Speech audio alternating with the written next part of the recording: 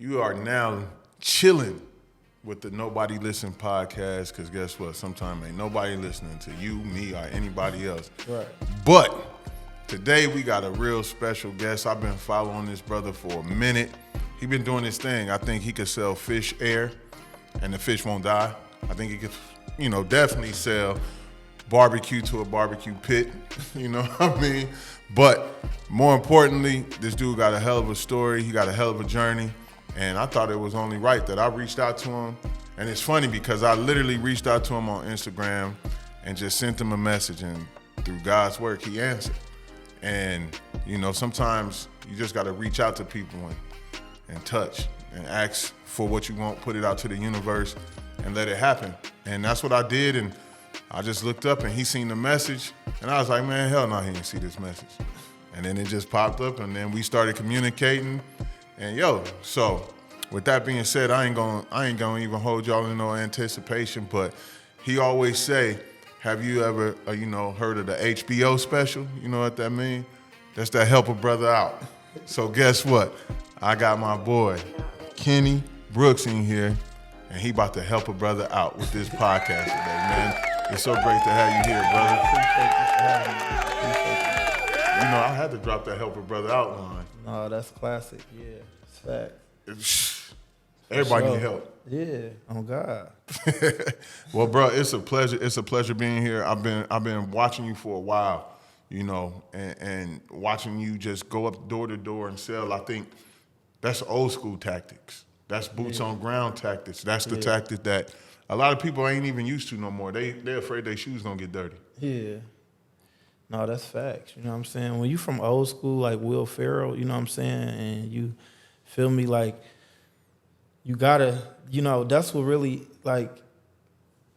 got me into door to door really is like struggle. You know what I'm saying? Watching my mom, you know how it is. Like you come from, you know what I'm saying? We all a product of our environment. I seen my mama struggling, and it was either like you can easily get influenced to negative things like gangs, drugs, violence. Definitely. You know what I'm saying? All the way to like stealing. I used to steal a lot. You know what I'm saying? And then like really when I got into sales, it was like on an accident, and that's when like that was my calling. You know what I'm saying? Thank God I got into sales at an early age because ain't no telling where I'll be right now. That's why I feel like this really like saved me.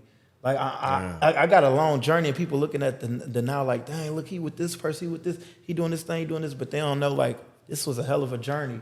And I'm talking about this journey started all the way from my childhood. You know what I'm saying? Like I seen this.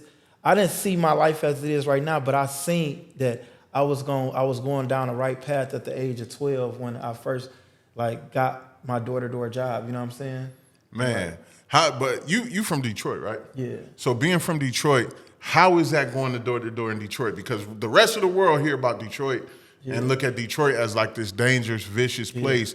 And you saying at 12 years old, you was out there pushing. Yeah, I know it don't get it twisted. It's dangerous everywhere. You feel me? But I feel like like my city is we can be ruthless. You know what I'm saying? Yeah. Like Bone Thugs and Eazy-E. It's really like grimy. It's the most grimiest, most prettiest, most like Cat Williams said. But like you got the beautiful parts, you got the negative parts. But the thing is that I ain't stupid. You know what I'm saying? I was born that night, but not last night. You know that saying. You know what I'm saying? Because I ain't worked. I wasn't knocking in the hood. You feel me? I went to like the predominantly white, the middle class, the rich people. You know what I'm saying? Because I know they gonna buy. I ain't about to go in Detroit. You gonna get super robbed. You know what I'm saying? And like Chris Tucker said, robbing me is like practicing. You know what I'm saying? I'm so broke I couldn't pay attention when I was knocking on doors at an early age. But that was the reason why I was doing it. But yeah, it wasn't. When I did it, it was lit. You know what I'm saying? It was like they was super friendly. You know what I'm saying? They was nice. They was open-minded. Some people was like intimidated because you're a black kid at their door. You know what I'm saying? Yeah. That's anywhere though. You know what I'm saying? That's like us. If we in the hood, you know what I'm saying? And you see like an unmarked car or you see a white person walk around with a suit, you're going to be like, you know what I'm saying? He don't belong in my neighborhood. And that's how they was looking at me like, this black kid don't belong. You know what I'm saying? I wonder what he doing. So they was intrigued. Yeah. Because they couldn't believe that I was in the neighborhood, but like once I opened up my mouth, they was like, "Oh yeah, this dude's special." You know what I'm saying? So, bro, how did you get the gift of gab? Like, because I know, like, to me right now watching you, it's an art form. Yeah. You got a hell of an art.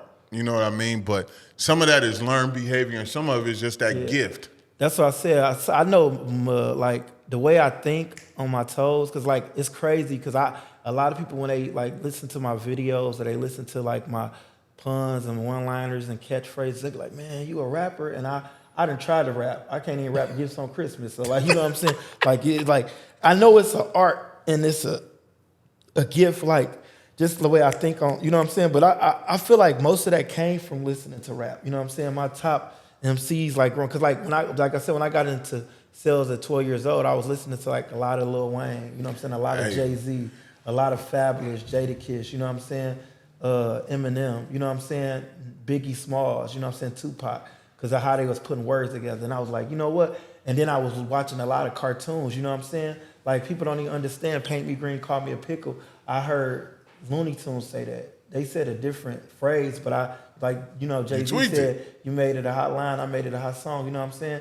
I even heard Drake say, I've been on the road like Cottonelle. I was like, I've been on the road like toilet paper, you know what I'm saying? So like, yeah, like I just was tweaking, you know what I'm saying? I'm different, you know what I mean? But I was listening to a lot of music and I was exploring like Dora, and I was like, you know what?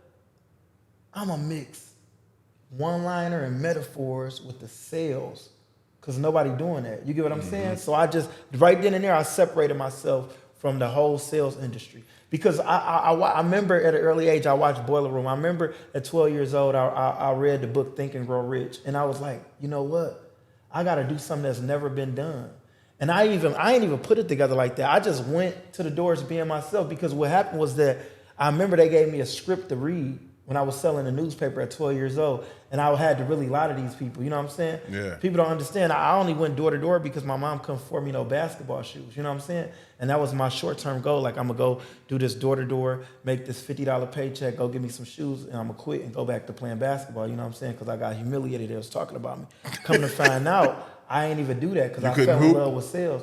No, I could hoop. I just didn't get a chance to showcase my talent because at the age of 12, my mom couldn't afford me no basketball shoes. So I went to school basketball practice with some like Payless shoes, like some XJ900s, and I slid out the gym room into the lunchroom. I had on some Slip and Slide records before Trick Daddy. You know what I'm saying? And I remember I was humiliated. I was like, man, this is the brokest I'm gonna ever be. And that's when I got into sales. You feel me? That's exactly how that happened. Yo, that's funny. Yeah. That's crazy too. Like I said, it's a gift. Like you said something that I use. I use rap when I teach. Yeah.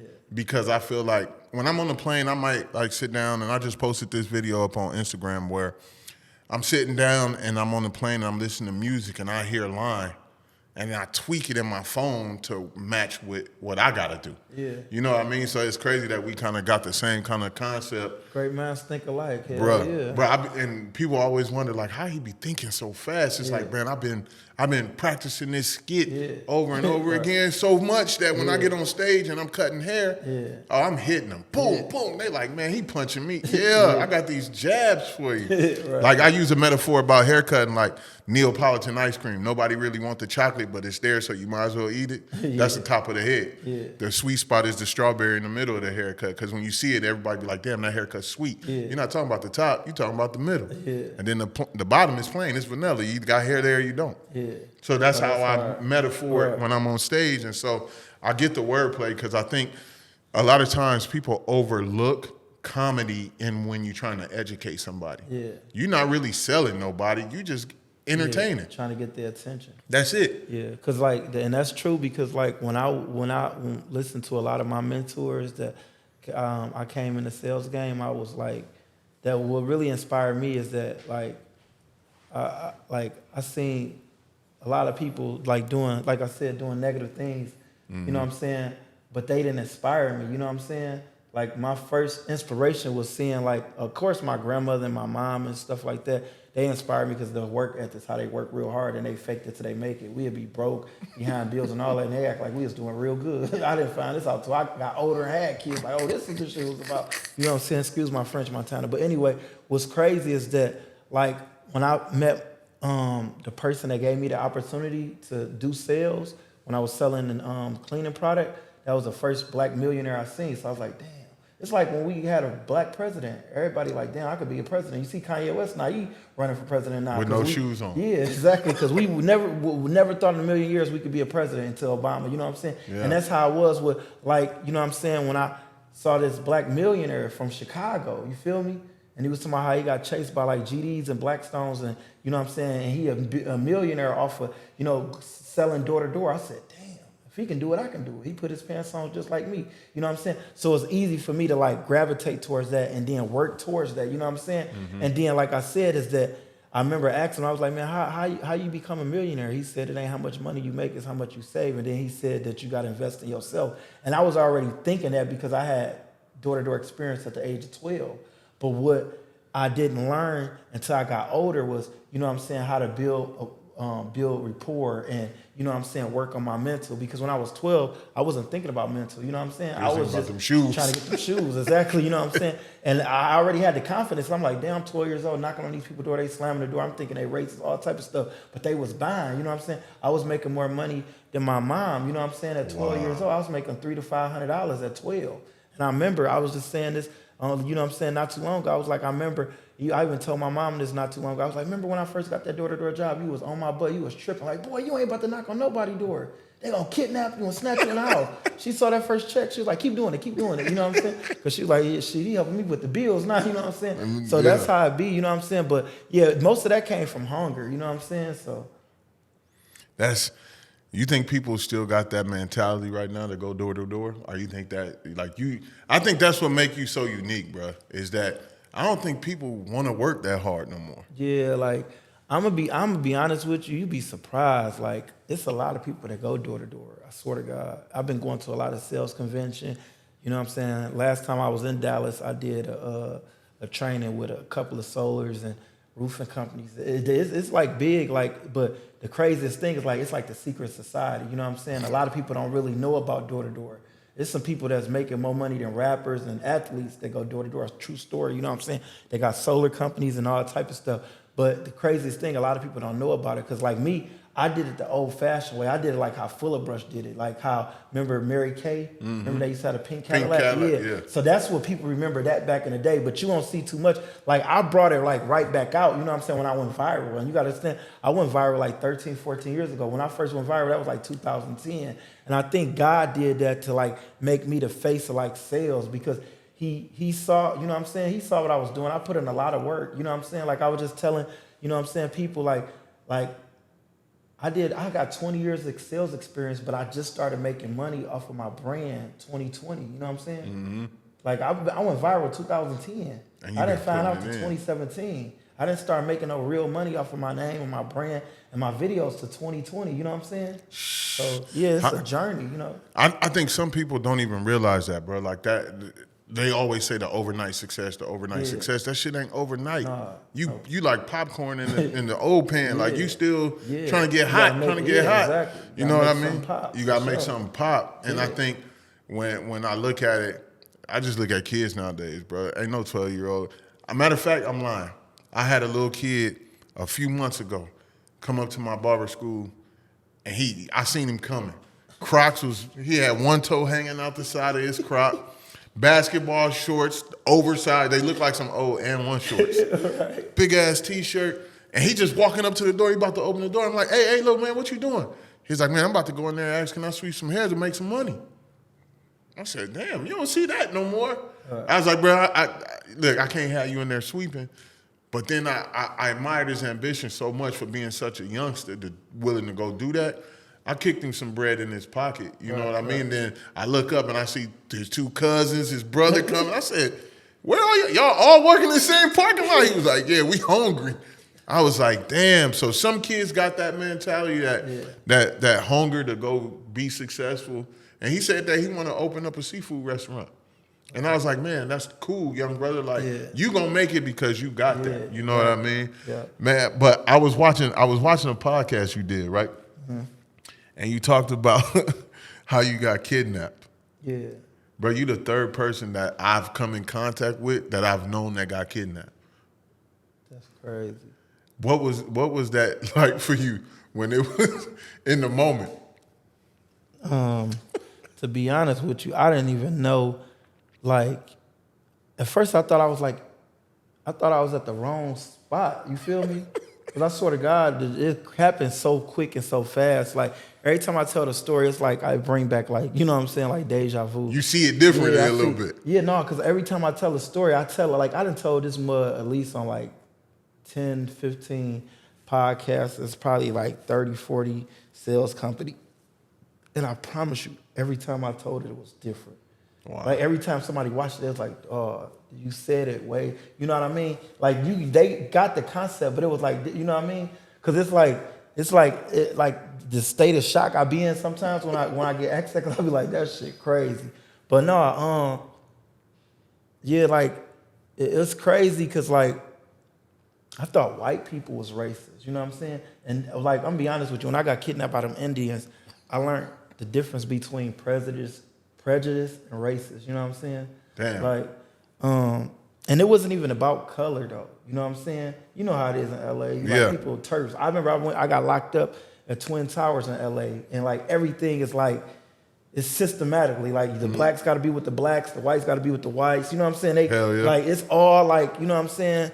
And sometimes it's still like that in society, we're just regular. Yeah, no, that's what I'm saying. Because I remember, like, can you imagine? I swear to God, I remember my mentor told me that. He said, can you imagine going door to door? Remember how you just said people ain't knocking doors no more. But can you imagine knocking on people's doors back when it was the segregation going on? Hell no. That shit crazy. You get what I'm saying? Yeah. Just imagine Martin Luther King had to knock door to door, or Malcolm X. You know what I'm saying? Or Rosa Parks. She would have knocked on the back door. You know what I'm saying? Like just you get what I'm saying? Yeah. So yeah. like it's like crazy because like no for real. I remember like yesterday like I'm in a meeting and like I was already mad because like I was like the top salesperson for the company like for like years. Nobody ever beat me. You know what I'm saying? Yeah. And this one day this dude beat me. I thought he was like Spanish though, but come to find out he was like half Indian, half white, you know what I'm saying? So he knew. He didn't look Indian though. I thought the nigga was Mexican, you know what I'm saying? So anyway, to make a long story short, his name was Chris Amon too, so I'm looking at like, there ain't nothing Indian about that, you know what I'm saying? Yeah. So anyway, he beat me this day. Shout out to Chris too, by the way, because I went viral because of him. But anyway, make a long story short. Shout out you, Chris, Yeah. for sure. He beat me this day in sales, you know what I'm saying? He beat me so bad, he split sales with somebody and still beat me. He gave another salesperson half of the sales and he still beat me. Not even half, I think he gave him like 1/3. He gave him like, he came in He with gave like 40. enough. Yeah, he gave enough. He was like, and he was talking to me like, he stirring up in my face like, I even gave somebody some sales and still beat you, you know what I'm saying? Like trying to like, you know, like stun on me. I'm like, oh yeah, for real. So, the company I was working for, we got paid 3 ways. We got paid off bets. Like we can bet salespeople. Like I bet you $20, I'm gonna beat you today. I bet you 100. You know what I'm saying? Yeah. We got paid off bets. Then we had bonuses, and that's one thing I liked about sales too, because I say that all the time. Like besides actors and entertainers, the highest paid people in the world is salespeople. Because I don't care where you go to, I ain't never seen a person get a bonus for flipping the most burgers at Burger King. No, hell I ain't never heard of super. Hey, flip 20 more in 10 minutes. I'm gonna give you $100. You know what I'm saying? Like, but in sales, they like, look, you go ahead and you write over your quota, you get a certain amount of sales, you get, you know what I mean? You get a bonus. So we got paid off bets, bonuses, and last but not least, commission. You know what I'm saying? And that's what I loved about commission, because you can go from welfare to Rockefeller. You know what I'm saying? You can go to sleep broke, wake up a millionaire. It depends on how many sales you make and how much effort you put in. You know what I'm saying? And that's why my mentality at 12 years old, I was thinking like I would never punch a clock unless I swung on Flavor Flav, because I'd seen so much money off a commission that I will ever see off a salary. You know what I'm saying? You're right. Nobody can't tell me I'm worth $9 an hour when I'm thinking like I'm worth $1 million an hour. You know what I'm saying? Or $1 billion. You know what I'm saying? You're so unemployable. Anyway, yeah, facts. You know You're what I'm saying? unemployable. You couldn't say it no better than that. So anyway, this dude, you know what I'm saying? He beat me, you know what I'm saying? So I got in a meeting. I couldn't wait. I raised my hand like I was the first day of school. You know what I'm saying? Like I just got my new outfit on. Like, hey, I got, you know what I'm saying? And the owner was like, how can I help you? He was like, what's up? And I was like, I got a bet today. I bet Chris that I'm gonna go work the same neighborhood he worked and I'm gonna double his sales.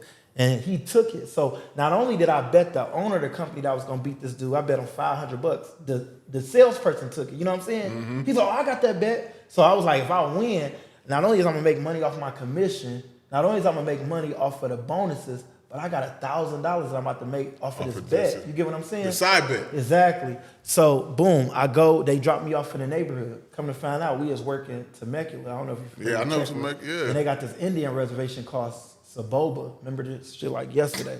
You know what I'm saying? So when they dropped me off, I'm like, what the fuck is this Compton? Because I swear to God, Indian reservation, they live like black people. It looked like the hood. I seen, swear to God, I thought this was Baby Kids Part 2.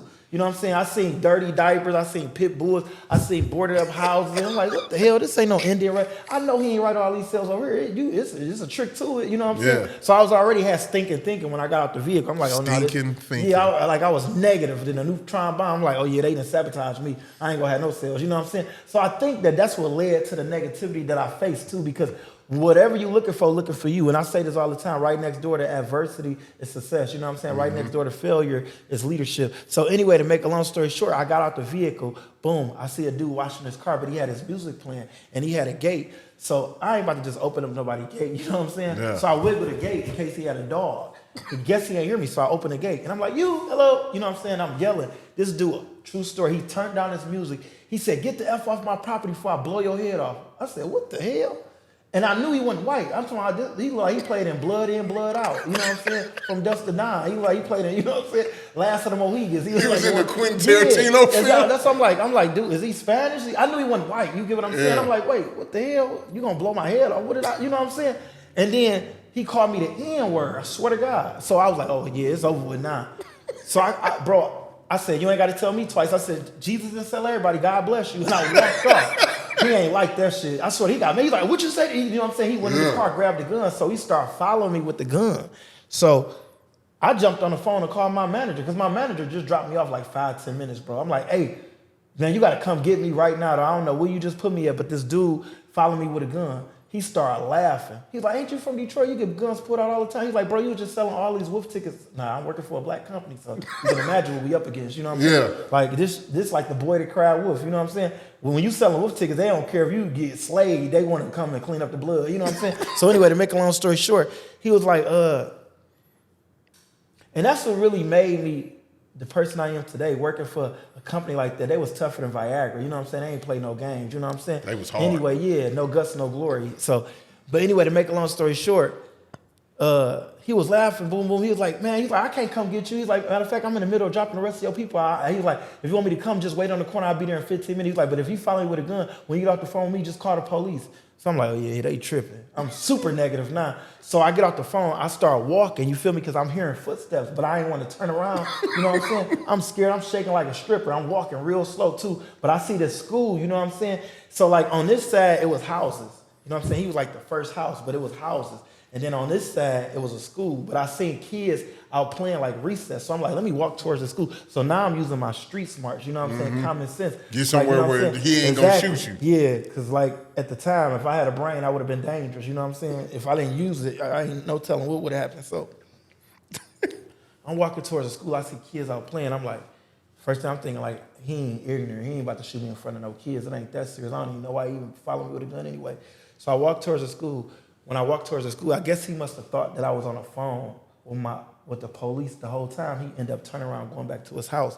So I'm standing in front of the school now, and I'm like, I'm just wait here.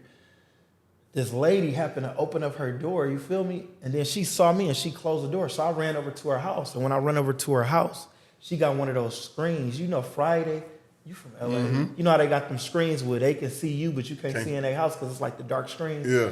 Like, remember Friday, the Jehovah's Witness, they was knocking on the door. She had one of those, so I'm banging on her door, you feel me? But I can't see nothing, it's a black screen. So she opened the door, how can I help you? I said, don't shoot, I'm just a chocolate kid working hard. She was like, what? She was like, is you dark chocolate or white chocolate? I'm like, what the hell, this ain't no chocolate competition. I was like, I'm dark chocolate. She was like, you African American? I'm like, yes, ma'am. She's like, oh my God, what are you doing in my neighborhood? She's like, I'm surprised one of my nephews ain't terrorized you. I'm like, what? She's like, yeah, you know, she's like, do you know where you at? I'm like, yeah, my friend just worked this neighborhood yesterday. He made a lot of sales and I made a bet and I'm out here selling my products so I can, you know, beat him and sell. She was like, he couldn't have sold over here. She was like, it's a war going on with African Americans and an Indian gang. My brother just got murdered by an African American gang. He was like, you at the wrong place at the wrong time. She was like, matter of fact, she was like, you said you selling what? She's like, can you call somebody to pick you up? She was like, matter of fact, do me a favor. I was like, what? She was like, come in. So she opened up her screen and she had a little stick. This when I found out the lady was blind and shit. Because at first I was like, this lady weird. You asking me is I'm dark chocolate. But then I noticed she couldn't really see, you know what I'm saying? Because she had her stick. So I walk in her house, you know what I'm saying? She like, do me a favor. And I was like, what? She was like, how much product you got? I was like, I got 4 bottles. She was like, I'm gonna bottle 4 bottles for you on one occasion. I was like, what's that? She was like, you're gonna have to wait here and call somebody to pick you up because I don't want you to leave out because I don't want nothing to happen to you. She was like, so can you do that? I'm gonna buy these bottles, but can you call someone to pick you up? I was like, I called my manager. He said he's 15 minutes away. It's been like 15 minutes. I can call him. So she bought my bottles. I called him. He told me he was like, I'm in the neighborhood. Come on, let's go. He was like, where you at? So I come out, you feel me? I see him pulling up too. So as soon as I get out her gate, swear to God, he like, with that laptop at, you know what I'm saying? Like as soon as I'm like getting out the gate, as soon as I get out the gate, he right here, true story. As soon as I walk towards him, like 5 4-wheelers cut me off. Just just drove and like surrounded me. He watching me, right? So as soon as the dude jump off the 4-wheeler, he like, motherfucker, didn't I tell you the same dude, remember the one that pulled the gun on me? He jumped off like, I swear to God, as soon as I seen this long machete, he had like a machete. And it, like he did like a wild spin on a 4-wheeler, but he flipped over and he jumped up and I seen a machete on the ground and he had a gun. He was like, didn't I tell you to get out of my neighborhood? And he pointed a gun at my face. He was like, you thought I was playing? You still in my neighborhood? He's like, my brother about to pull up in a brown Native Pride truck. You don't get in, I'm gonna blow your head off. As soon as he said that, my manager left. Like he took off and left me. Right then there, I just started crying. I'm like, oh, shit is over with. You know what I'm saying? And like, I'm down there, I'm like in tears. I don't know what's gonna happen. And like, I swear to God, like in 30 seconds, a brown truck pulled up. So the brown truck pulled like right up and I was walking to get in the car and I'm like about to open the door and like an unmarked police car happened to rescue me out of nowhere.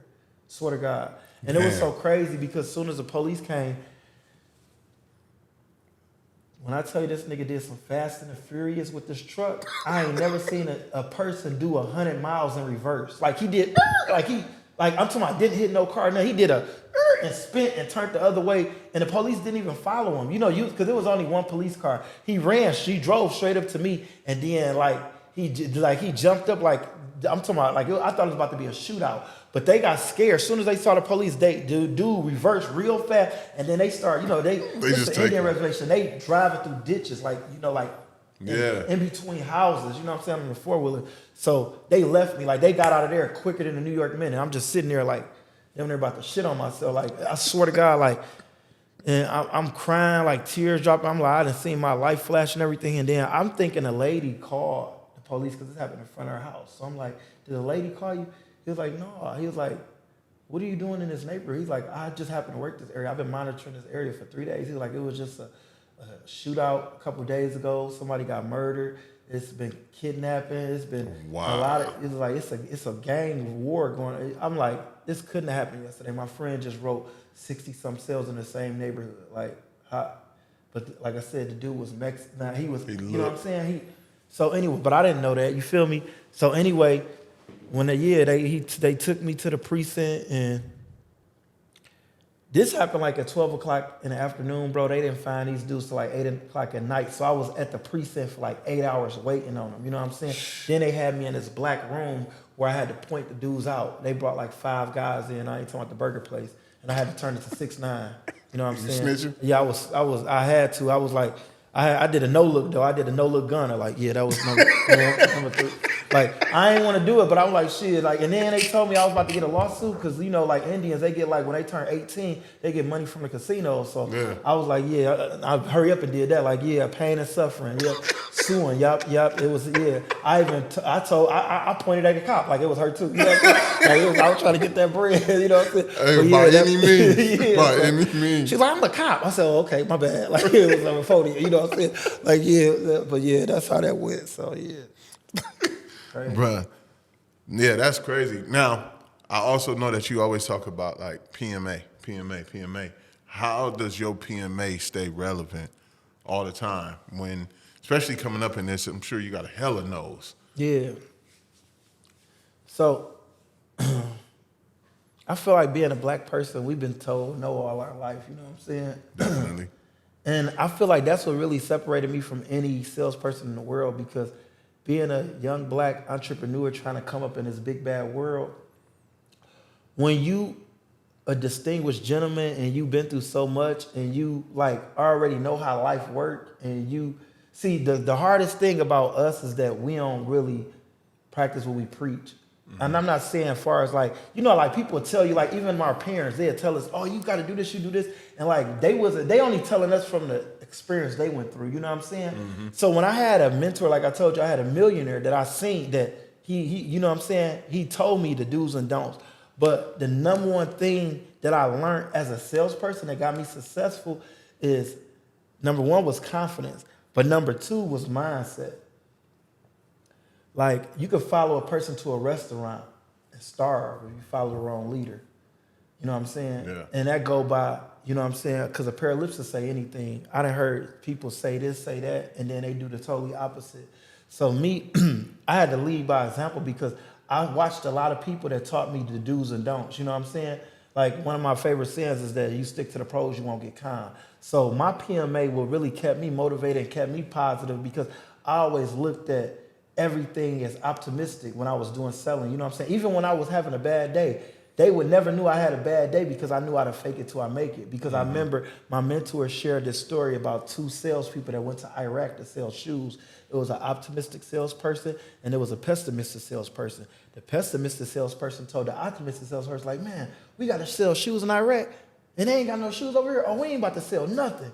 And then guess what the optimistic salesperson said? He looked at it as an opportunity. He looked at it like, wait, they ain't got no shoes over here? Oh, I'm about to make a killing. You know what I'm saying? Yeah. So at the end of the day, it's all about, you know, your perception is your reality. You know what I'm saying? And one of my favorite, like, you know, this either from Henry Ford or Thomas Edison, but they said if you think you can, you right. If you think you can't, you still right because them your thoughts. So, you know, like Malcolm X said, a mind is a terrible thing to waste. Either him or Martin Luther King, one of them said it, and that's true. Like when you're dealing with sales, 90% of it is mental and 10% is physical. And the mental part is just staying positive, you know, hanging in there like shingles and drywall, dealing with the BS, you know what I'm saying? You got to get through all of that because at the end of that, it's the promised land, you know what I mean? Yeah. Endurance win races. So I knew that I had to play a mind game with myself. I don't care if a person comes to the door and it's a shootout in the neighborhood. I'm still going to get some sales. You know what I'm saying? Yeah. I don't care if a dog bite my leg off, I'm going to hop to another sale. You know what I mean? That's why they got IHOP, because of me. You know what I'm saying? That's how I was thinking. So, like, when my mind, a made-up mind is a dangerous mind, I was stronger than the Holy Ghost mentally because I already looked at it like, I'm out here anyway. Why would I think the wrong way and mess up my opportunity? You see what I'm saying? Yeah. So, that's key. PMA is always key when it comes to sales. You know what I'm saying? You know, and I think PMA is important just in general, that positive mindset attitude. Yeah, of course, in life. Facts. Bro, I think so many people walk around without it. Yeah. But when I heard you say that, I was like, yo, I'm going to take that from him. Yeah. Because so many people need to have good PMA. You have to. You know me and my boy it's Justin. A survival kit. Yeah, me and my boy Justin, we was talking about it, you know, the other day about mental health and mental fitness. Like it's a difference between the two. Yeah. Like you got to mentally get fit and go through that rigorous time. That comes first. You know what I'm saying? Yeah. You got to be, like I love what Lauryn Hill said. People don't understand that song. That thing, remember that? Remember? Yep. How you going to win when you ain't right within? You know what I'm saying? Yeah. People don't know that's what she was saying. How you going to win when you ain't right inside with your, you know what I'm saying? Yep. Because, and that's how it is, bro. Like people don't even understand. Like I met Bob Proctor, rest in peace, but he owned Procter & Gamble. That's like Ajax, Pine Sol. But he got this book called The Secret. I used to work with Procter & Gamble. Yeah. So you heard of The Secret, the book? Mm-hmm. When he talk about law of attraction and how you manifest and frequencies and that's really true. PMA, because if you say some negative shit to the universe, it's gonna speak back. So if you say some positive shit, it's definitely gonna, you know what I mean? So it's like I'm pretty sure we all just up there and be like, man, you know what I'm saying? And it happened. Yeah. You know what I'm saying? Yeah. Just like you said, man, I'm gonna be successful. You successful, you know what I'm saying? Whatever you speak, this universe listen. So you gotta be, you know what I'm saying? You gotta be careful. Like that's what, like even that's how you sitting here. Cause I said, I'm gonna go get him. I'm gonna go get him. Exactly. And then I just shot my shot. Like, no, I slid in his DM, y'all. Like, I just slid in there. And he answered, but it was no homo. No homo. Yeah, definitely. I ain't gay, Marvin's gay. But it's just that positive mindset. I went into it telling myself, I'm going to make it happen. Yeah. Win, lose, or draw. I'm doubling down on me. You know, and I think so many people don't believe in themselves enough. Yeah. I don't have that PMA enough to actually do that. Yeah. You know what I mean? Like, it's crazy, bro. But with me being a barber, I do got to bring this up. Mm-hmm. When you first started, your haircut was fucked up. Yeah, it probably was. Did you cut that yourself? I probably did. You look like you was from Florida. Man. You had them little nappy dreads that came together, but then your taper was like, I think you might have. That looked like that was one of them at-home. Yeah, that was special. one of them home. That's one of them homeless haircuts. You know what I'm saying? Shit. I think I cut my hair myself with a sword. I think I cut It my hair with a looked. fork. When I seen it, I was like, yeah, I gotta ask him about this. I can't let this one slide. Somebody posted that the other day and wanted me to reshare it. I'm like, you don't throw that. I'm gonna replace my phone trying to delete this one. Like, I couldn't believe it. Yeah, I know exactly which one you talking about. Yeah, I was. No, my junk was horrible. I think in the video you had on like a blue shirt or something. Yeah. I was like, I know they ain't buying from him. No, it was over with. Yeah, I swear to God, I was like Chris Rock. Yeah, I was New Jack City salesman. Now, with coming into current, right? How do you? I know companies probably reach out to you to try to get you to train a salesman, and all of that. Like, do you train them or can you train them? Because I think it's just you. So basically, I just teach them about like the 4 steps to a sales talk. I teach them like how to have fun. Because like at the end of the day, I'm really like inspiring, motivating them. But I take them out to the doors with me because when I show them how easy it is, this new person that probably was about to quit 2 days ago, now I just gave them, you know what I mean? I just reset their battery. They're like, oh, he just made it look easy. Now I can do it. You know what I'm saying? Yeah. Now it just like, you know what I'm saying? Because when you knew it ain't what you doing wrong, it's just what you ain't doing right. And sometimes it's just like we just talked about, you wasn't thinking right. You was negative, you know what I'm saying? Yep. The person that was around you, like I just said, you could follow somebody to a restaurant and starve if you follow the wrong leader, you know what I'm saying? Because at the end of the day, like, it's all about me. How I train people is that I tell them, like, you can lead a horse to water, you can't make them drink it. So it don't matter what I tell you, I'm going to show you, because Stevie Wonder said, seeing is believing. I ain't about to tell you that, oh, you can make these sales if you do this, you do that, because you, like you said, you're not me. What I got is totally different than what you got. But guess what? You got something because you doing sales. Number 2, you also then got to sell before. And sales is like riding a bike. Once you learn how to ride a bike, you will never stop learning how to ride a bike. You see what I'm saying? Yeah. So once you get your first sale, you will never stop learning how to sell. Now it's up to you. Now I got to just coordinate your brain, coordinate your mental. You know what I'm saying? Get you back on that yellow brick road. Show you about keeping your blinders on, faking it till you make it. Go deal with adversity. You know what I'm saying? And when I do a lot of training, I just teach people how to have fun while they telling you no. Because people, they see me when I go out there, like Jesus didn't sell everybody. My mentality is that I care if you buy, but I really don't care if you don't buy. Because like Biggie Small said, all these girls, I gotta like one. All these people, I gotta fight one. All these customers, somebody gonna buy. You know what I'm saying? Yeah. So I let them know off the rip, like, look, I don't care how many videos you done watched of me making people laugh, cracking jokes, selling, but I ain't sell everybody. Sales is a mystery. You might go knock on 300 doors, and I might don't get the sale until 301. But watch my attitude, you know what I'm saying? Yeah. And then that's what you feel me? So once they see that, they be like, damn. You know, I got taught a valuable lesson like that because in education, I was like on the road like a lot. I'm always traveling. Like I told you, I done seen the world cutting hair with a pair of clippers, you know what I mean? And one day I was in Florida and I went to a class and there was like 4 people there. And I walked outside pissed before I was about to go on. And I called my wife like, yo, man, why the hell am I even here? Like I could be home. And she was like, babe, 1 or 1,000. You still got a job to do. And ever since that day, I took that with me. So when I walk into class, I find the positive of having a smaller group. Now I'm like, yo, I love big stages, but honestly, let's get intimate. Yeah. Y'all come up, let's get close.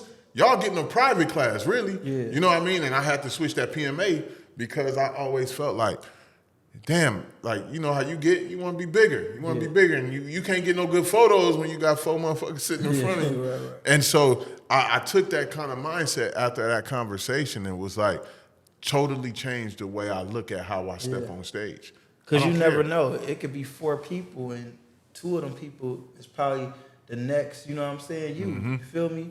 You got somebody that you just made a multimillionaire, you know what I'm saying? You just probably saved somebody's life. Dealing with mental health and talking about your experience. And, you know what I'm saying? And that's what we fail to realize too, man. One of my favorite things that I always say in the interview is that I'm big on mental health too because I got 10 kids. They like eating, I love feeding them. But the hardest thing I'm dealing with right now is that trying to like I can inspire the world, but it's like hard to sometimes inspire my kids, you know what I'm saying? And like I be like, they I don't know, they think like they gonna have it the easy way because I got like they think my way was easy. Like I'm Usher, my way. Hell no, this was easy. You know what I'm saying? But they didn't see, cause they see it now. They like, oh my dad, a TikTok, he famous. He just this. I'm definitely gonna. And I'm like, no, you gotta work hard. You gotta believe in yourself. You gotta do this. You gotta do that. But I say that to say this is that when you was talking about the 4 people in the room, like, bro, you don't even know what you probably even did that day. I don't. You know what I'm saying? And that's how you got to look at it. You know what I'm saying? It don't matter. Like, that's true. It don't matter if it's 1 or 1 million. If you reach one person, you succeeded. That's what it's all about, reaching that one person. You know what I'm saying? Because I was in a meeting room with like 150 people. And out of the 150 people, I was the only one that took it to a whole nother level. You know what I'm saying? Yeah. And I guarantee that he probably didn't feel like that. He like, dang, I done took this dude from the hood of Detroit, the slums, and look, he doing interviews with Cam Newton. He was Popular Nobody. You know what I'm saying? He just with Damian Lillard. He got Dr. Dre calling. You know what I'm saying? All of this, you know what I'm saying? Just because I believed in myself, I didn't give up, and I didn't sugarcoat nothing, and I was able to be myself. That's one thing. You like, as long as you could teach somebody just to be them, and you know what I'm saying? Like, because I tell people all the time, like, you got to count your blessings, not your troubles. One of my favorite things that I always say is that... Hold on, wait a minute, bro. Repeat that right there. You got to count your blessings, not your troubles. Yeah, that's deep because so many people only count their fucking troubles. I'm telling you, it's like... And that's sometimes why I don't even be on Facebook. Because Facebook is like the number one thing, the number one social media where it's messy, like Marv. You go on there and everybody, it's so much negative. It's negative book now. You know what I'm saying? Nev book. I call it Nev book. You know what I'm saying? You go on there and act like that's all they do. And I'll be like, look, if 3 people was at this table right now, and you put your problems on the table, I put my problems on the table, he put his problems on the table. If me and you looked at our problems and we saw his problem, we'd pick our problems up. So you can't make a permanent decision of a temporary problem. You put your problem on the table like, dang, man, I only have 4 people in my class. I put my problem on the table like, dang, man, my kids don't want to listen to me. He put his problem on the table like, dang, man, I just went to the hospital. They said I got 2 weeks to live.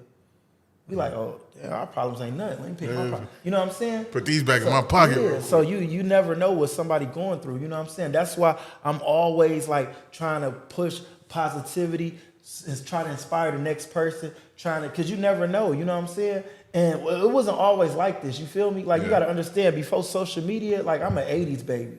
You know what I'm saying? Like, we 80s baby. You know what I'm saying? And we done had this. Like, we know that, like, technology that kind of handicapped this society. You know what I'm saying? Why you think you just said earlier, man, people, they don't want to do that. They don't want to take that route no more. You know what I'm saying? Because they don't. People want it the easy way. They want to be successful the easy way. Yep. Let me just go do a TikTok real quick, see if I can make some money. I don't want it. Bro, when I used to make money, like I said, I was a hustler.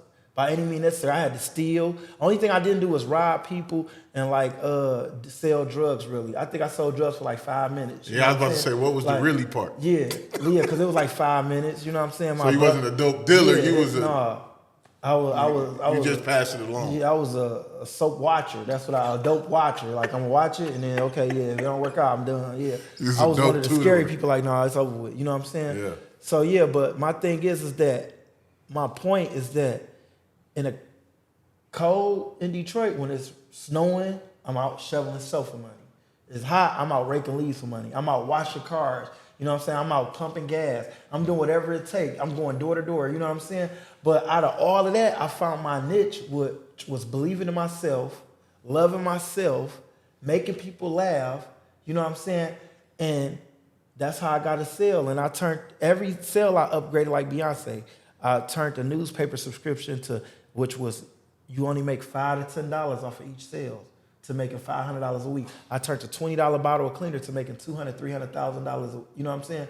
A year. You know what I'm saying? A $20 bottle commission. That's crazy. You know what I'm saying? Because I broke the company record. I wrote 112 sales in one day. So I had to knock on damn near 300-400 doors to get, you know what I'm saying, these people to love me. You know what I'm saying? So yeah. I know your feet was hurting. Man, probably had blisters on them. You was probably that kid with them Crocs. I had more corns than the vegetables. Like, yeah, at the end of the day, it was over with. Yeah. But what got you so caught up in like the mental health aspect of it? Because I think so many people now recently after COVID done start talking about, oh, my mental health, but it sounded like yours was before that.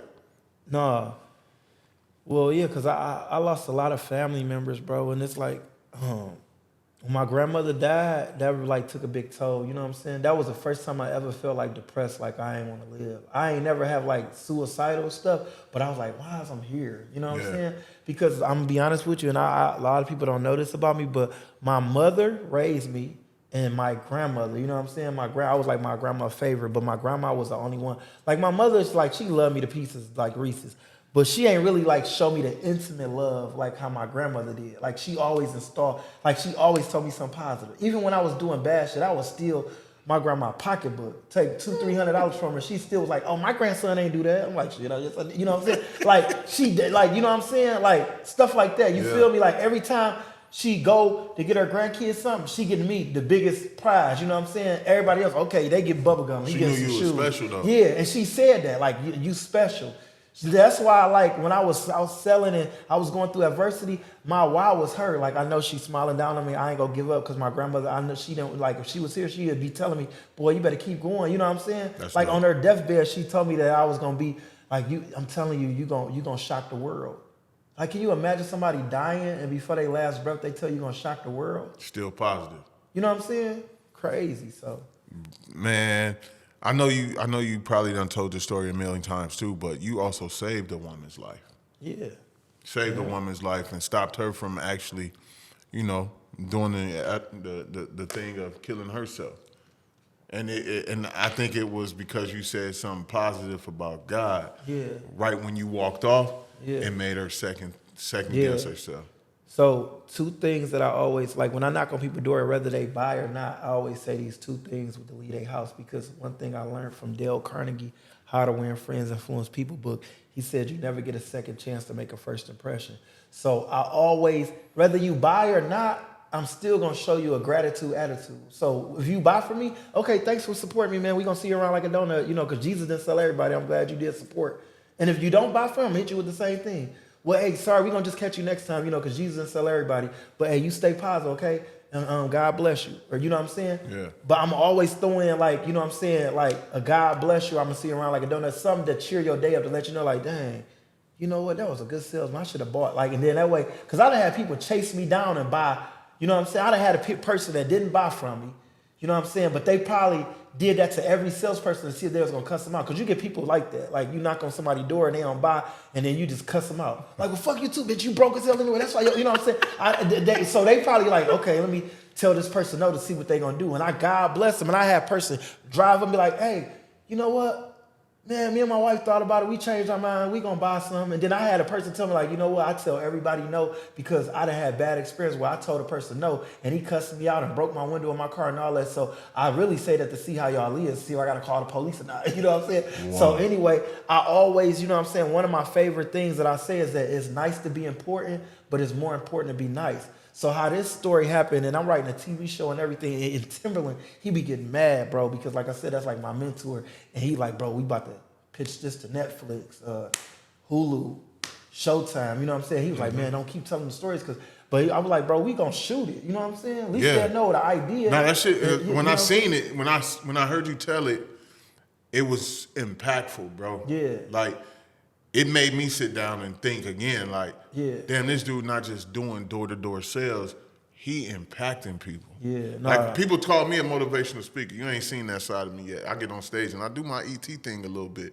Right. But people be like, oh, you a motivational speaker. I'm like, hell no, I'm an impactful speaker. I don't want to motivate, I want to impact. You know what I mean? Motivation, you lose that. But impact, you don't lose that. Yeah. So when I heard the story, I was sitting back and I was like, damn, he made an impact.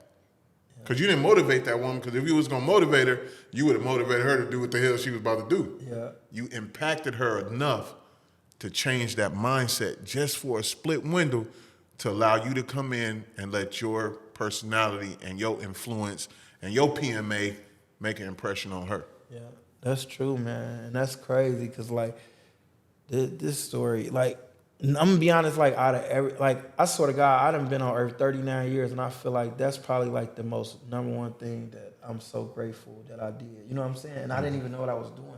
It was like I was at the right place at the right time, and it was heaven sent. You know what I'm saying? I feel like my grandmother was with me. You know what I'm saying? That moment, she picked that door. Because can you imagine first and foremost, a lot of people don't like going door to door. You know what I'm saying? Like I used to tell people that like when it was career day, when I was growing up, I was like, man, I want to be a rapper. I want to be an NBA player. I want to be a doctor. I want to be this. I ain't even want to be no door. I never said I want to be a door to door salesman. You know what I'm saying? But it's the price I pay for the life I chose.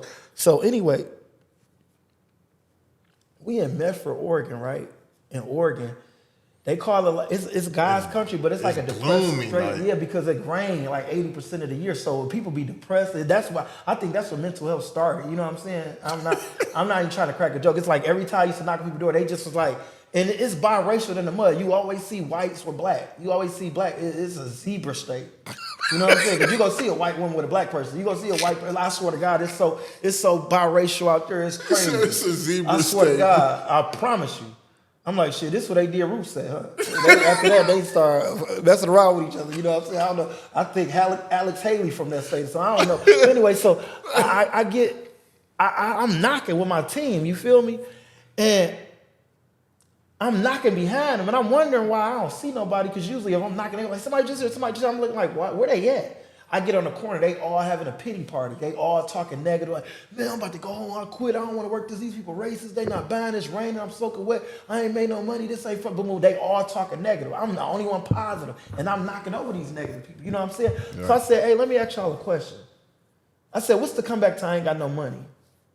They start stuttering like Reuben. I said, that's the main reason why you're not winning. I said, you don't even have the answers. You know one thing my mentor told me? He said, look, if I tell you to read this sentence for me, right, and you run across this word and you don't understand this word and you don't look that word up right then and there, when I tell you to read again and you stumble over that word again, you're going to be just as dumb as you was the first time for not looking that word up. So I say that to say this is that, you know, it's people that make shit happen, it's people that watch shit happen, and it's people that complain 24/7, and that's what y'all doing. I'm going to show you how to make something happen. I tell you what, come on, y'all come with me right now. Pick any house right now. I'm about to sell them. That's what these motherfuckers going to do. They going to pick the most gloomiest, darkest house. The house look like Little House on the Prairie mixed with Swamp Thing. It had like grass on it. It just looked like a dark, gloomy house that like they do funerals out of. They didn't believe. Yeah, they was like, that house. You know what I'm saying? Because they was like, I know he about to sell. They was so negative, they didn't even want me to get the sale. But they didn't know I was like Jesus Shuttleworth. He got game. You know what I'm saying? It was like, I told you my grandma was at this door. You know what I'm saying? God, everybody's at this door. I was the problem solver. Knock on the door, boom, boom, boom, boom, boom. You know what I'm saying? She comes to the door, snap. Like, crack on pop, Rice Krispie, you know what I'm saying? Got me together like a family reunion. Get off my like a property. You're the fifth person knocked on my door. I'm about to call the effing police. Get off my property right now. I'm telling you. And she was about to slam the door. I said, Ma, excuse me, I'm so sorry. Before you say no, like Destiny Child, look, we just gonna see you around like a donut, okay? Jesus didn't sell everybody. God bless you, okay? We gonna see you when you're positive. I swear to God, she went just because she was about to close the door. But me, I've been doing this shit so long, I know how to read people. I know when somebody going through shit and I'm not, you know what I'm saying? So I backed up a little bit like, oh, hold on. You know what I'm saying? Don't beat me up. I've been hearing this all day. Why? Let me get you real quick before you slam the door. I caught her with an uppercut jab, but it was a spiritual jab, like, boop, sit down for me. Listen to this. You know what I'm saying? And she paused like, and I ain't never seen a facial expression, because one thing I know how to read people, and that's another thing too that I was meant to tell you. That's another gift I got. Like, I got a gift where I can read you. I can know off for 3 seconds if you're gonna buy from me or not. You know what I'm saying? Because I know time ain't your best friend when you waste it. And I learned from experience. Like I said, I got like 20 plus years experience, you know, door to door. Anyway, make a long story short, I never seen a person after I talked to them and they looked like they was like hit by an angel, bro, like a sales angel, because she stopped and like she just glue up. Like you could see like I could see like all I seen was pain, you know what I'm saying? Yeah. And like I never seen a person that smirked like you half smile and half frown, and she had a teardrop. Like it fucked me up. I'm like, this lady weird. She's smiling and crying at the same time. I've never seen that shit. What was the dudes behind you doing? And they just was looking like, what the fuck just happened? You know what I'm saying? Yeah. So the lady was like, wait. She was like, what did you say to me?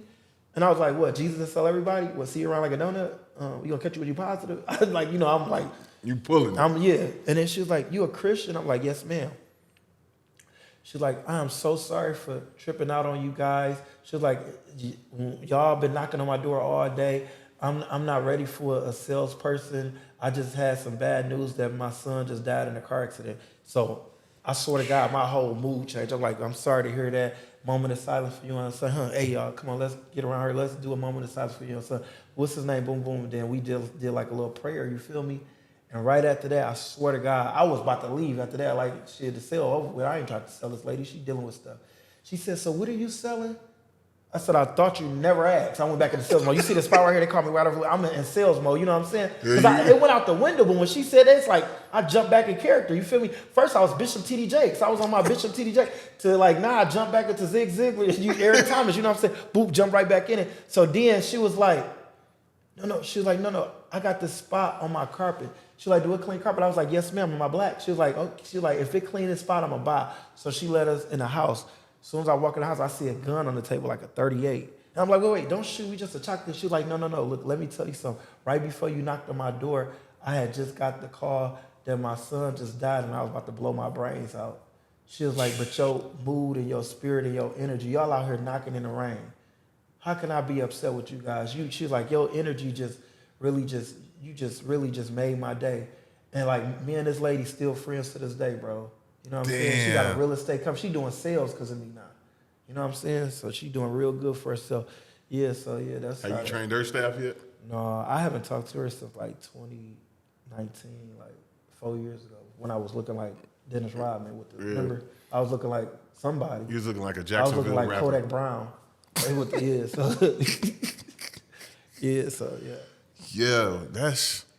Yeah, when I heard that, that's why I said that was an impact you made. You shocked her with your presence. But also that you made other motherfuckers believe. Yep. You know what I mean? Like, and that's dope. How do your kids feel when, like, because they go to school. Yeah. You know, they got your last name. So how do they feel like when they friends or somebody come to the crib? Man, they be like ecstatic, man. They still be trying to process that, but it's like they salespeople, man. They do like that's what I say too. Like when you was like, I don't think kids do that. I'm like, shit, all my kids go door to door. Swear to God.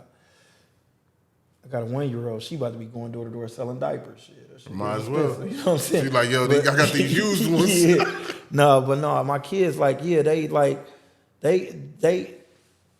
feel like they like celebrity kids. I don't know, like, but they spoil brats, and that's the only thing I gotta get out of it. But like now, I'm teaching them responsibility, cause like my daughter, like she's 13 and she make them their $1,500 every week selling $2 candy bars door to door.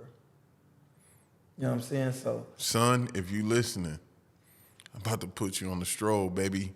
$2 candy bars. We active. Yeah, go right to Costco, spend like $40, $50. You can make $300-$400. You know what I'm saying? Run out of that, spend another $40, make $40. You making a $360 profit. You know what I'm saying? So can't beat that with a baseball bat. You feel me? That's and a then win. The craziest thing is that, man, one thing I learned as selling as a kid, like they buy quicker for little kids. They go help. Oh, fundraiser. Oh, this for basketball. They buy. I don't even want the candy. He go $100. He go, man, my daughter done got so many tips. I thought she worked for Hooters, the junior league. I'm like, damn, they giving you more tips than T.I. Golly. Like this person just gave me $50. This person gave me $100. You know what I'm saying? I'm like, damn, you doing a GoFundMe or something I don't know about? You know what I'm saying? Yo. Yeah. So yeah, but no, it's crazy, man. Like yeah, it's a blessing for sure. Bro, what's your 4 steps to goals? My 4 what? 4 steps. I heard you mention something about your 4 steps to goals. I think it was. No. Oh, I teach like 4 steps to a sales talk. It's like 4 steps. Sales. Yeah. What was? Yeah. So the first one is approach, like how you approach the customer. Like you got to have like a good icebreaker. You know what I'm saying? Mm-hmm. I always say. And I teach this because this is taught universal. It don't matter if you a barber, work at a gas station, and you greeting people today. It don't matter if you doing real estate, if you a doctor. You know what I'm saying? It's just that it's 4 steps to me to success, but it's also 4 steps to a sales talk because like you can't, even if you try to talk to a girl, you can't go up and say, my name's such and such, let's have sex. You know what I'm saying? Yeah. Like that ain't gonna express me right now. You gotta break the ice. How you doing? You know what I'm saying? Happy Monday, or you know what I'm saying? Flatter them. One of my favorite approaches is, you know how much a bear weigh? Just enough to break the ice. How you doing? You know what I That's mean? true. Yeah. So Yeah. I like you gotta have something that'll catch them. They be So- like, oh, I dig him. Oh, that's you know what I'm saying? Yeah. You know what I mean? So approach, and then the second one is introduction. Now you introduce, but you gotta have approach. Approach is really just an icebreaker. You break the ice. An icebreaker be anything. You can flatter somebody. You could compliment them. Oh man, I like them. Man, when them come out? You know what I'm saying? These J's came out in 1992, and I'm acting like I just seen them. I'm acting like Stevie Wonder now. Like, damn, I ain't never seen them. You know what I'm saying?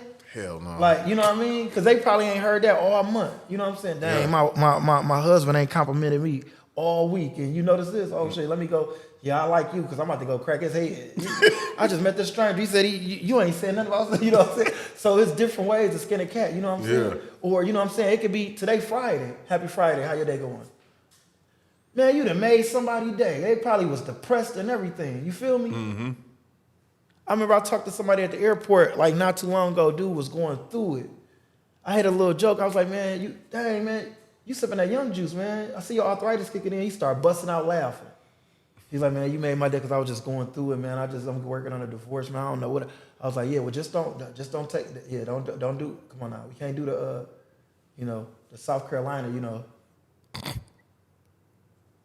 they going to churches now. Yeah. I ain't talking about to look for chicken. Yeah. You know what I'm saying? He started busting out. You know what I'm saying? But it's just that, I see, I don't know. It was like God put me on a plane with him and, he DM'd me on Instagram, was like, man, you don't even know you saved my life. That's that impact. Like, he was getting a divorce. He ain't even getting a divorce no more. Impact. You see what I'm saying? But people need that extra little talk. You know what I mean? Yeah. So yeah. But it's approach, it's introduction, how you introduce yourself. Then it's demonstration, how you demonstrate. They're your best version to demonstrate. And then 4 is close, how you close. ABC, always be closing. You know what I'm saying? Because at the end of the day, everybody is a salesperson. Like, I'm known as a funny salesperson, but LeBron James is a salesperson. You a salesperson. Mm-hmm. That teacher is a salesperson. Because that teacher just sold us on why should we keep our kids at that school to get an education from her. You know what I'm saying? Yeah. So yeah, everybody is in sales. You know what I mean? So. Yeah. Everybody, no matter what walk of life you headed, what path you headed down, you definitely are. So those are the 4 steps that you feel make you super successful. You ever change them? No, you can't change them because when you change it, it's like broken promises. Like, it's like you reinventing the wheel. Like, one thing my mentor told me, he said, when you're in Rome, do as the Romans. So you don't never want to reinvent the wheel. It's like you shining on brass. So I always did it the way they taught me, and it's been working for me. You know what I'm saying? You know the saying, if it ain't broke, don't fix it. So, Definitely. Yeah, so. Now, how do you deal with this new wave of stardom? I heard we talked earlier, and you was like, man, I've been going viral like crazy.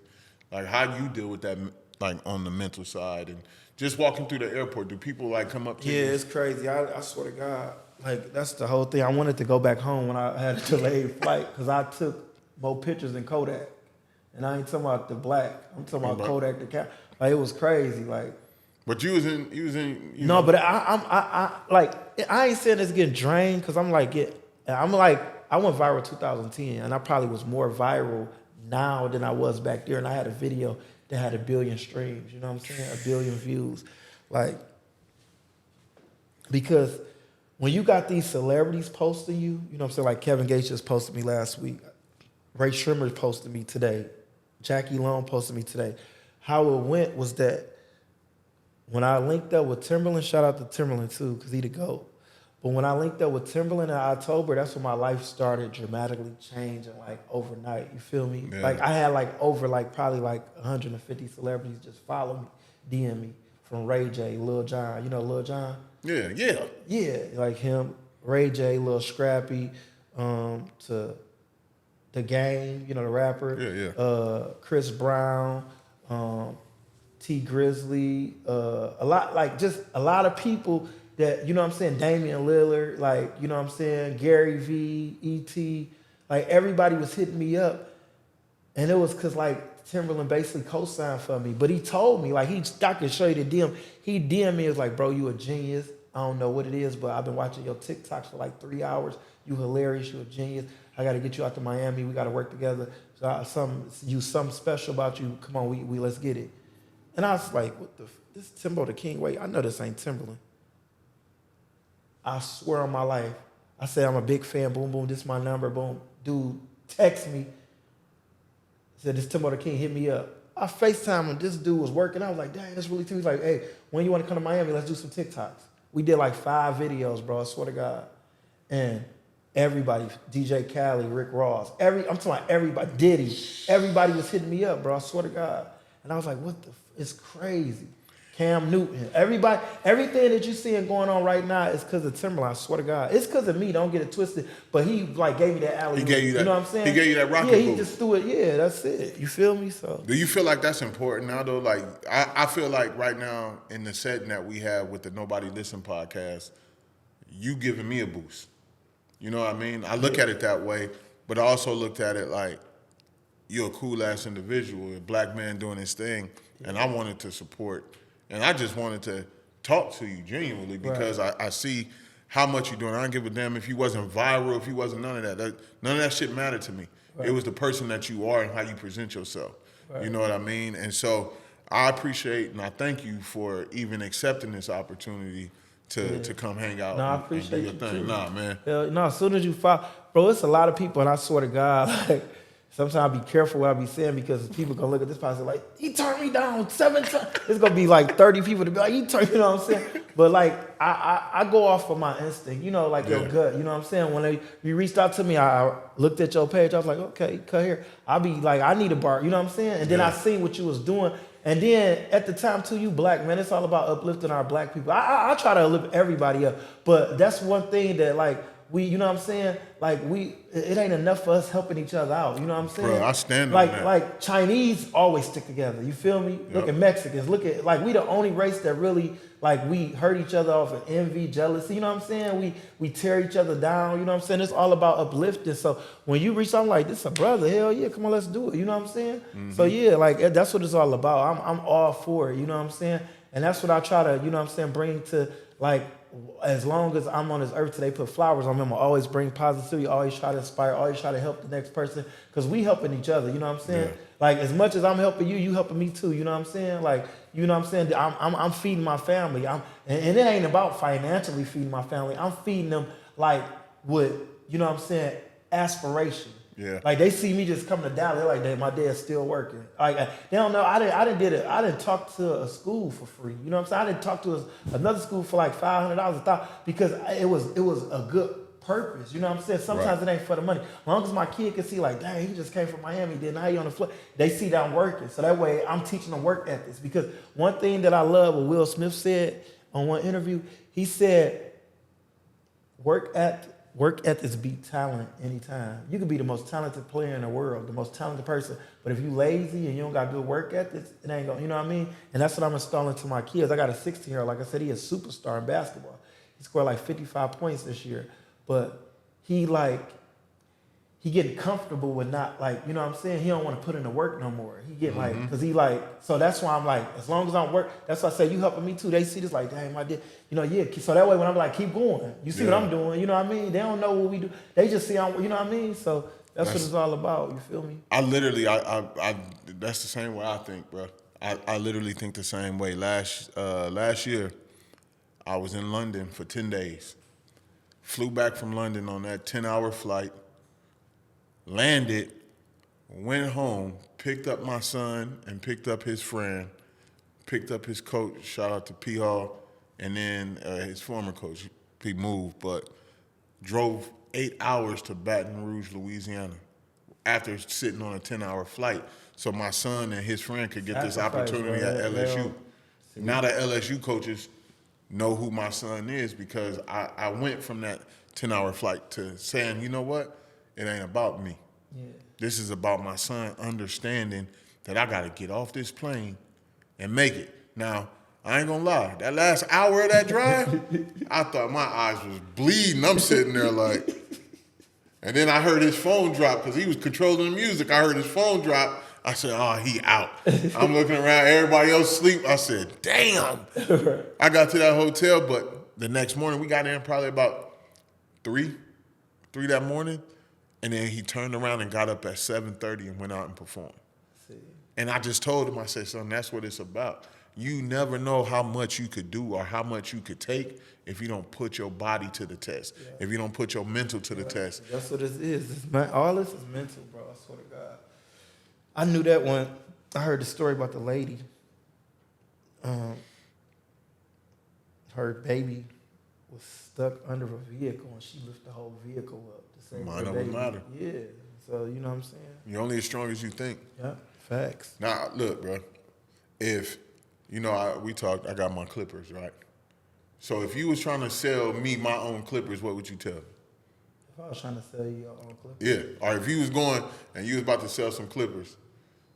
Oh, yeah. I'd be like, Like, here goes, I'm going to just take this box right here. Yeah. If you, like, looking at that, what would you? Yeah. How you looking at it? Yeah, I'm trying to. You're trying to study it right now. Yeah. Yeah. First and foremost, when last time you had a cut? Bet. Yeah, I'm lacking right now. I'm No, I ain't talking about the cut for a Band-Aid. Oh. Oh, you thought something about a cut? I'm talking about the hair. Oh yeah. No, I'm letting it grow out. You from LA? Yeah. Yeah, you need some clippers. Yo, we upgraded like Beyonce. You ain't never seen. It's 2-in-1. See? Yeah. I'm gonna just. Everybody want to be famous, so why not get you the Andy Popular Nobody? Damn, and that's how it worked. Yeah. And I like how you studied that real quick. Yeah, I had to do a concept. You know what I'm Yeah, saying? the Clippers. brainstorm, Yeah. But you know, like, bro, I like when people come to me and they talking about their goals and their ambitions, bro, I really sit back and look at it too. And I'm pretty sure people always talk to you about it because they trying to figure out their next move or trying to figure out how they can push something, or they trying to figure out, like, what is it? Yeah. You know what I mean? What is some of the hardest conversations that you probably done had to have with somebody when you like, man, this shit ain't gonna sell? Or do you feel like everything can go? Yeah, everything, I swear, because I don't believe in no. You know what I'm saying? Only no I believe in is a rejection. See, because I understand it's the difference between K-N-O-W, like I told Cam Newton, and E-N-O. You know what I'm saying? Mm-hmm. Like I said, they've been telling us no all our life. But by me being a salesperson and I understand the thin line between con artist and salesperson, I already know if I can get somebody interest. Because, number one, I find out their problem and I automatically come up with a solution. Now, is the solution going to be good for this person? It's up to them to find out. You know what I'm saying? Right. Wherever there's a need, there's a treasure. So that's why I use a lot of, techniques, and I look for the buying signals. You know what I'm saying? Because one thing I learned as a salesperson, you're supposed to spend your time, don't waste your time, because time ain't your best friend when you waste it. But the one thing that I do is that I size everybody up. You know what I mean? And I go from there, because two sales going to be made. Either they going to sell me or I'm going to sell them. You know what I'm saying? That's tough. And like I said, they ain't do what I did to get where I'm at. You know what I'm saying? All they is a customer. Yeah. Only thing they good for is saying no. But that's their defense mechanism, because they've been hearing, they get people trying to sell them shit all the time. You know what I mean? Mm-hmm. So that's why I come different, like something that they never seen, Now, your approach is definitely different, but it's, like I said, it's comical, but it's factual. Yeah. You know what I mean? You don't tell no lies in how you approach it. Yeah. And I respect the hell out of that. Yeah, it's man. entertaining, because the entertaining part is how you buy time. You know what I'm saying? I done got trained by a lot of people that sound like the clear I do. They was born, I never fell asleep, and I really needed that knowledge.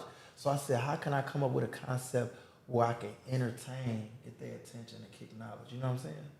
So That's what's up, man. Well, I just want to thank you again for your time, brother. I can sit here and conversate with you all day long, man, but I appreciate your time, and I appreciate your art. Yeah, thank you, bro. You definitely an artist at what you do, but, man, I ain't going to hold you up. I'm going to close out the show. All right. Because you done talked to some people. I hope you done impacted a lot of motherfuckers that's listening. So I'm going to just look at this camera right here, and I'm going to just let the world know. Everybody is a salesman or saleswoman, salesperson. Right. At the end of the day, we all got something we got to get off. It could be how you impact somebody. It could be how you want to lead somebody. But you even as a leader, you got to sell people to your leadership. Yeah. You got to make them want to follow your leadership, your guidance, and understand like you trying to put them in the best position to win so that they can grab somebody else and pull them with them. And so for me, the reason why we named this show Nobody Listens, because we're in a time frame right now where parents don't feel like their kids listening, the kids don't feel like their parents is listening, but damn, somebody got to listen. And that somebody is me. Nobody listening. Thank you for tuning in to another episode. Much love, much respect. Make sure you follow my boy, because he out here killing it. And you know, you got a lot of shit coming up soon. So yeah. I want everybody to stay tuned, man. Got a lot of stuff cooking right now. Right now it's a secret like Victoria, but y'all gonna see. You know Victoria is a man. That's the secret. Yeah, that is. That's the secret. Oh, so it's Victor. But Victor. But tell them where they can find you at, bro, so that they can make sure they get you. On all platforms, social media is Funny Salesman, except for YouTube, it's the Brooke Show 1. Yeah, tune in. We appreciate y'all. Yeah. Until next. Nobody podcast, man. That's what's up. Y'all make sure y'all click and like and subscribe, man. We everywhere like air. I'd say that a lot. That's funny. For real. I had a shirt, swear to you, that say I'm everywhere like air. I'm gonna have to pull that picture up and show you, bro. Shout out to my boy Pervine. I heard him say that. I was like, man, I gotta steal that one. My boy Antoine Pervine. I used to knock doors with him. I heard him say that in the video. I said, I'm stealing that. That's tough because air everywhere. Yeah, it's fact. Yeah, if you watch out, you might choke on air. You know? So until next time, man, I appreciate y'all. We're gonna continue to do this. We're gonna continue to uplift and continue to share the wealth and love with everybody that we choose to. But till next time, see you on another episode. Yes, sir.